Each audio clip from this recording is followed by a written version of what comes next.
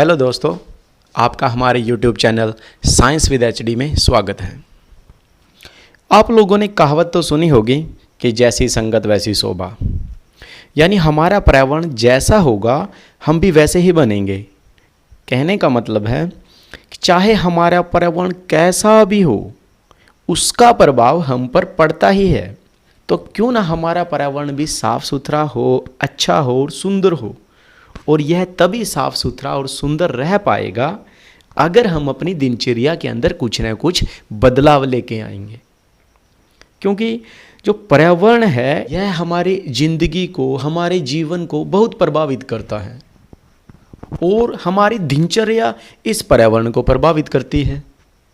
तो अब ये हमारा दायित्व बनता है कि हम अपने पर्यावरण को बचाने के लिए इन 5 प्रकार के आहार का ध्यान रखेंगे। देखो, इन 5 आहार के बारे में बात करेंगे। इनका एक निश्चित क्रम है, एक फिक्स सीक्वेंस है। बोर्ड एग्जाम में और कंपटीशन एग्जाम में 2 प्रकार से क्वेश्चन पूछे जाते हैं इनसे रिलेटेड। यह तो आपसे सीधा आहार का नाम दे दिया जाएगा, उसको एक्सप्लेन करना है। और कई बार ऐसा क्वेश्चन आ जाता है कि सिर्फ ये दिया जाता है कि प्रथम आहार के बारे में बताइए, या द्वितीय आहार के बारे में बताइए, या तृतीय आहार क्या कहना चाहता है। तो अगर हमें सीक्वेंस याद होगा तो ही हम इस क्वेश्चन को अच्छे से सोल्व कर पाएंगे।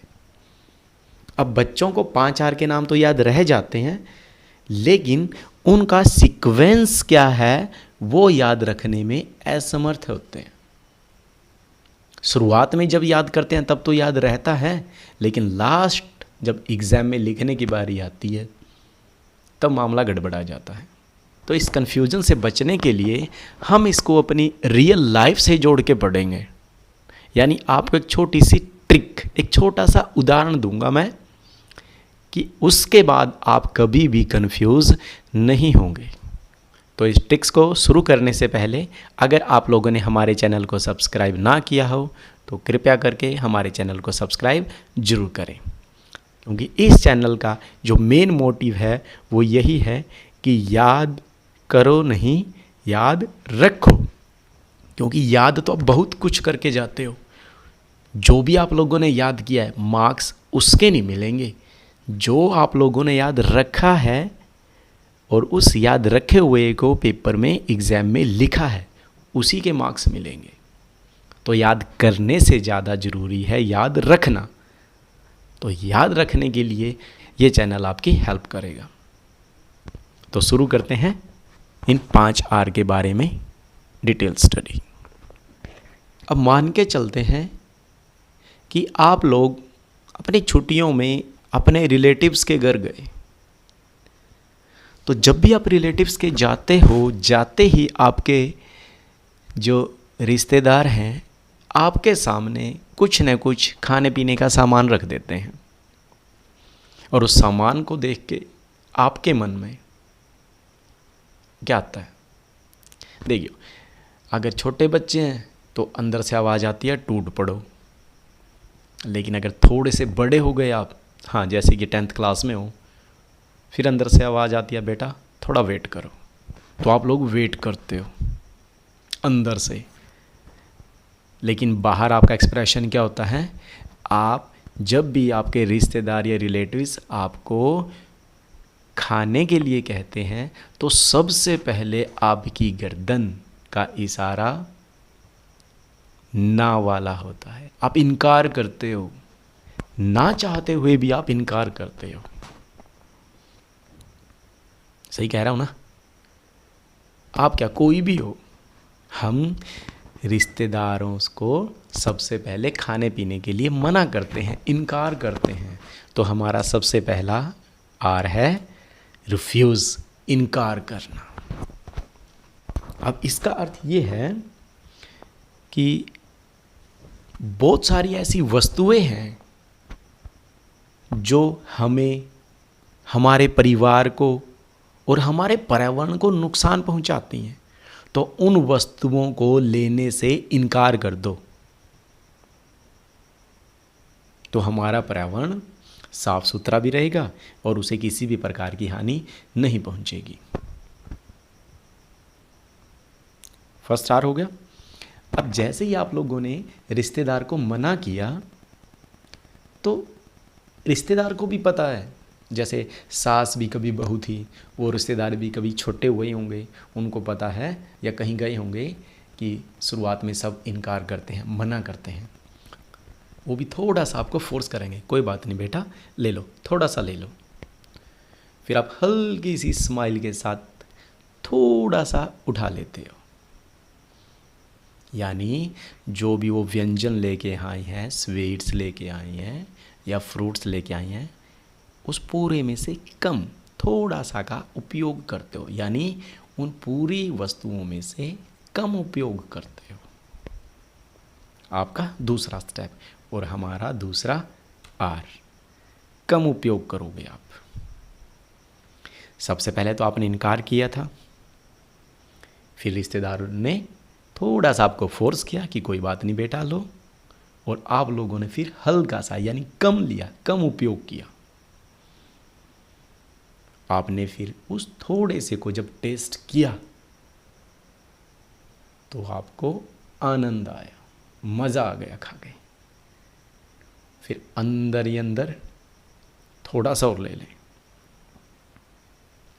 फिर आपने कम कम करके थोड़ा और उठाया, यानी उस वस्तु का पुनः उपयोग किया। तो तीसरा आर आ गया हमारा पुनः उपयोग।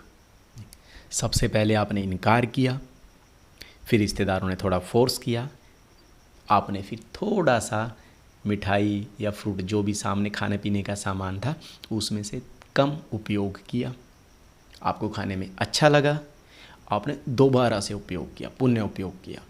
तो 3 आर हमारे कंप्लीट हो गए। फिर जब आप उसको पुनः उपयोग में लेके आए हो, बार बार खा रहे हो, आपको मज़ा आ रहा है, आनंद में हो आप, तो अंदर ही अंदर आप ये सोच रहे हो कि मैं रिश्तेदारों के आगे एक प्रपोजल रखूं। प्रपोजल यानी रीपर्पज़, पुनः प्रयोजन।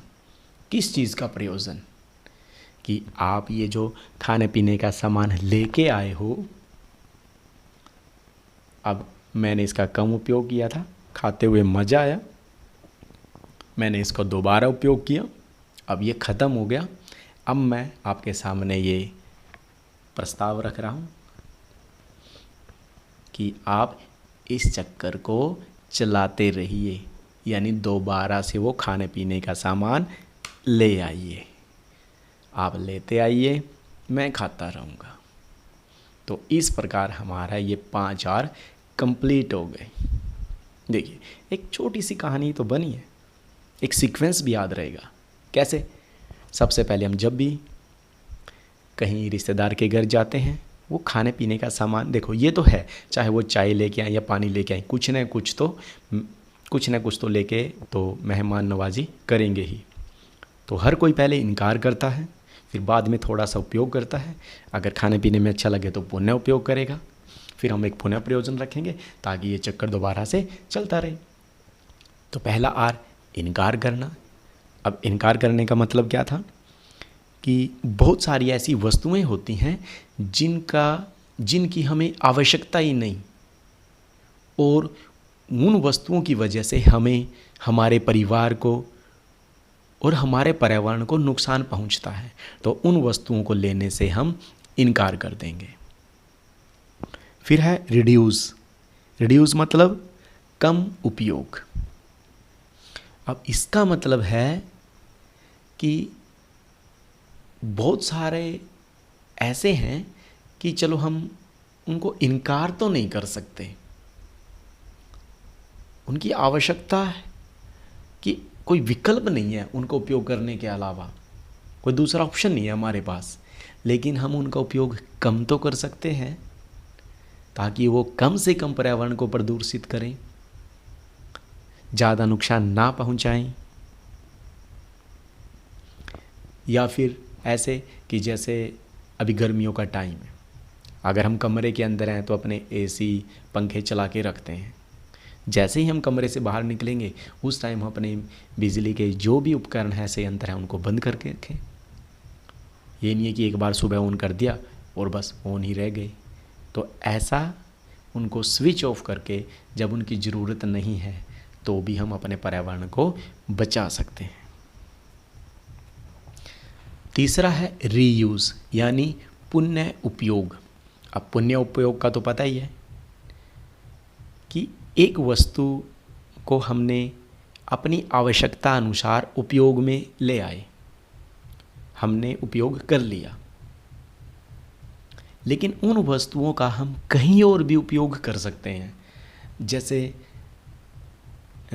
कुछ डिब्बों के अंदर कोई सामान आता है हमारा, उस सामान को हम उपयोग कर लेते हैं और उन जो खाली डिब्बे हैं किसी दूसरी वस्तु को भंडार करने के लिए, स्टोर करने के लिए उन डिब्बों का हम उपयोग कर सकते हैं।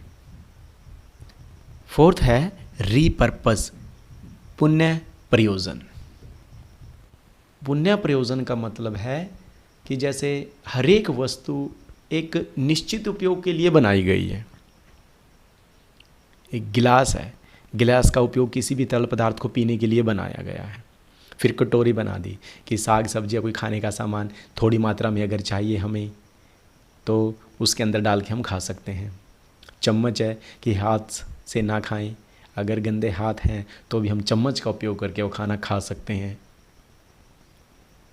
तो हर एक वस्तु किसी न किसी उपयोग को ध्यान में रख के बनाई गई है, लेकिन कई बार ऐसा होता है कि जिस उपयोग के लिए वो वस्तु बनाई गई है वहाँ उपयोग न करके किसी दूसरी जगह पे उपयोग में लेके आना, किसी दूसरे काम के लिए उपयोग में लेके आना पुनः प्रयोजन कहलाता है। कैसे? जैसे चीनी मिट्टी के बर्तन होते हैं, उनमें कोई सामान रखने के काम आता है या फिर सजावट के लिए हम उनको घरों में रखते हैं। वो बाय चांस अगर गिर के टूट जाते हैं तो उन टूटे हुए बर्तनों को फेंकने के बजाय उनके अंदर अगर हम थोड़ी सी मिट्टी डाल के छोटे छोटे फूलों के पौधे लगा देते हैं तो हम उनका उपयोग कर सकते हैं। तो इसे बोलते हैं पुनः प्रयोजन। लास्ट है रिसाइकल। इसका तो सभी को पता ही है, पुनः चक्रण। कि बहुत सारी ऐसी वस्तुएं होती हैं कि उनका एक बार उपयोग हो गया, फिर वो टूट फूट जाती हैं, तो दोबारा से हम उनको फैक्ट्रियों के अंदर ले जाके दोबारा से नई वस्तुएं बना सकते हैं और उनका पहले जैसे ही उपयोग कर सकते हैं। जैसे प्लास्टिक, कागज़, कांच या धातुओं की बहुत सारी वस्तुएं हैं, पुरानी हो जाने पर, टूट फूट हो जाने पर कबाड़ी वाले को बेच देते हैं। कबाड़ी वाले आगे से आगे उनको बेचते रहते हैं और अंत में वो फैक्ट्री में पहुंच जाती हैं, पर वहाँ पे उनका पुनः चक्रण कर दिया जाता है, नई वस्तुएं बना दी जाती हैं और उपयोग के लिए दोबारा से मार्केट में आ जाती हैं। आशा है ये 5 प्रकार के आर आप लोगों को अच्छे से समझ में आ गए होंगे। तो जल्द ही मिलते हैं एक नई ट्रिक के साथ, नए टॉपिक के साथ। तब तक के लिए धन्यवाद।